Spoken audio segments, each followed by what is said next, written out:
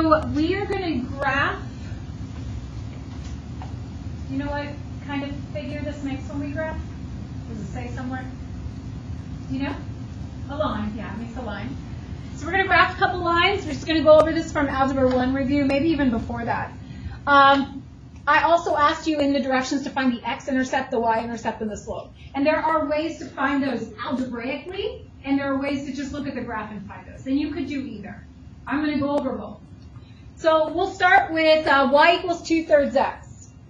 When you look at this, this is in the form of y equals. What is that line formula? Y equals something, mx plus b, right? Y equals mx plus b, and m is the slope, and b is the y-intercept.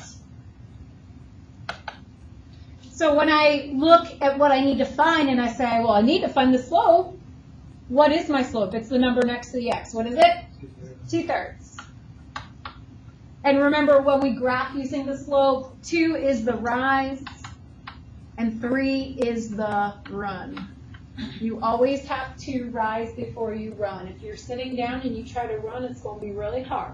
So you have to rise before you run. The y-intercept is also sort of in this equation. What is out here? Nothing. So the y-intercept is at 0. We're going to write that as an ordered pair. The y-intercept is at 0. And in order for it to be the y-intercept, the x has to also be 0. The y-intercept is always, maybe I'll write this on a different page. Hold on one sec. The y-intercept is always 0, comma, b. So it's 0 and then that b.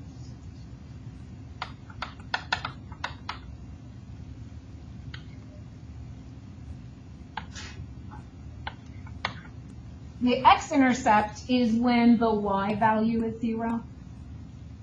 The x-intercept is when the y value is 0. So what I would do to find the x-intercept, we can do this graphically, we can look at the picture, but what I would do if I were doing it algebraically is I would plug in 0 for y and then solve for x.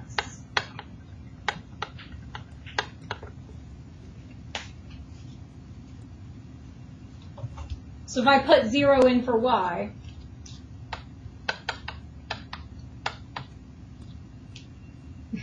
how do I get x by itself? Divide by, I don't want to divide by a fraction. What could I also do instead of dividing by a fraction? Multiply by the reciprocal, excellent. Same thing, right? Oh gosh, why is this not working? So I multiply by 3/2, multiply both sides by 3/2. I don't know why it's not working. It worked fine all day. There, multiply both sides by 3/2. What does x equal? Right. So that tells us that our x-intercept is at 0, 0. So we got to graph it. We're going to graph our y-intercept. When you graph using y equals mx plus b, you always begin at b. You begin at b. So we're going to graph 0, 0. And then from there, we're going to use our slope. We're going to move with the slope up 2 over 3. Yeah. Up 2 over 3. Yeah.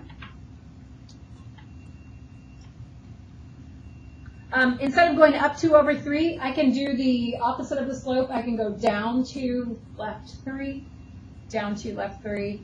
And you really don't need this many points, but I like to put them all up there. The straight edge is so that you connect it, and it is a straight line, not a bumpy line. It is a straight line. So use your straight edge when you connect your points. I have my own approach here. Now this is a line, so it goes on forever. You tell me it goes on forever by putting arrows at the end of it. So the arrows are part of the line.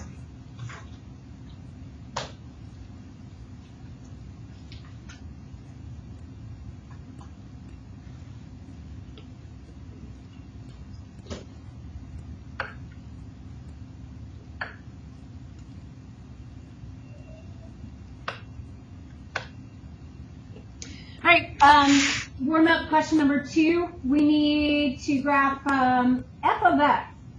F of x. That's how you say that. F of x. Does anybody know what f of x means? It is the same thing as y. Do you know what f of x means? It is the same thing as y. What's it mean? Okay.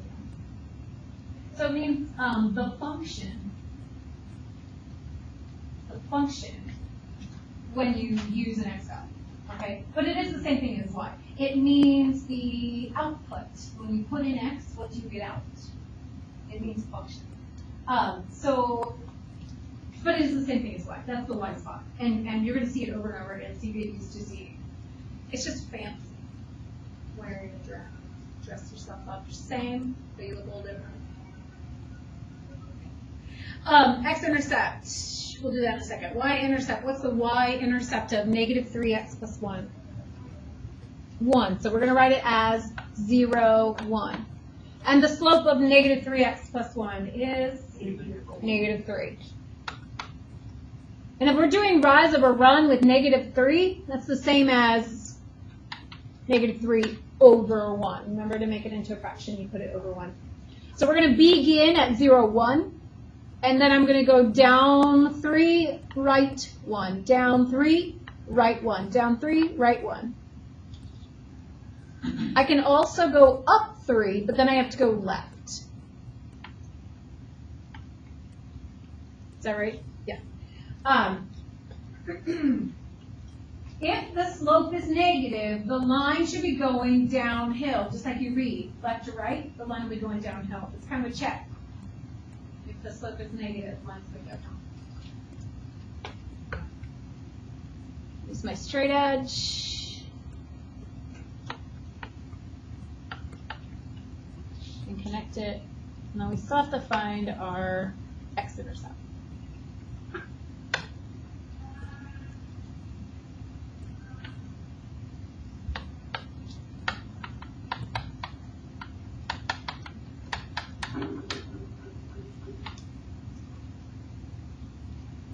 So to find the x-intercept, we are going to make y 0.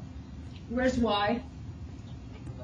F of x. So we'll just make this entire side 0. And then we're going to solve for x.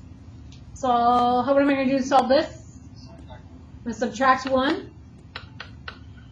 So I have negative 1 equals negative 3x. And then how do I get x by itself? Divide by negative 3.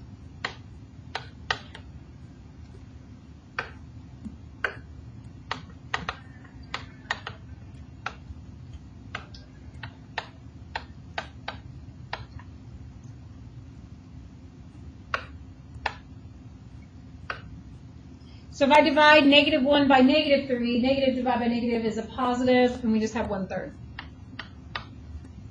So the x-intercept should be at 1/3, comma 0. Should be at 1/3, comma 0. And I'm going to look at my graph, and does it look like it's about 1/3 of a unit? Does it look like it's about there? Should. That would be one where I couldn't necessarily look at the graph and figure out that it's at 1/3. Sometimes it's pretty obvious to look at the graph, but that one's a little harder. So it's good to know plug in 0. Any questions on these? All right, so that's all we're going to do for notes. We have a worksheet for our assignment, and it's just graphing.